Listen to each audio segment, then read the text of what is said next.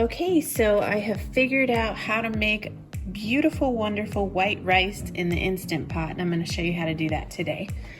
So we're going to take, for our family, because there's 5 of us, we're going to take 1.5 cups of white rice.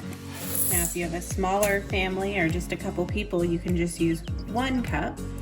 And we're going to add 1 7/8 cup of water.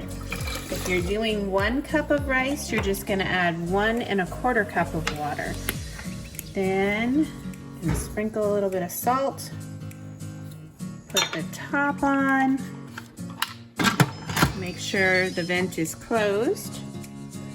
We're going to pressure cook for 3 minutes. When this is done, you're going to want to let it naturally release, meaning leave it alone until it goes for 10 minutes, and it will start to count right here. When it gets to 10, you're going to open your valve up here, let the steam out very carefully, and then your rice is done. That's it. Perfect white rice in the Instant Pot. All right, it's been 10 minutes, and so what I want to do is just take a cloth and just open it.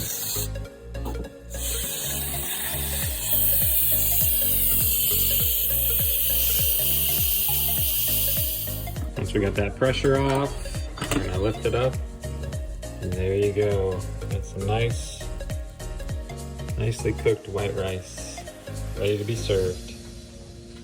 So if you have any questions, feel free to go down to the comments. We'll help you out any way we can. Otherwise, if you could subscribe to our channel, we're gonna do lots of other cooking videos with the Instant Pot and other recipes to help you out. It would mean a lot to us. It would help us out greatly. Thanks so much for watching. Have a wonderful day.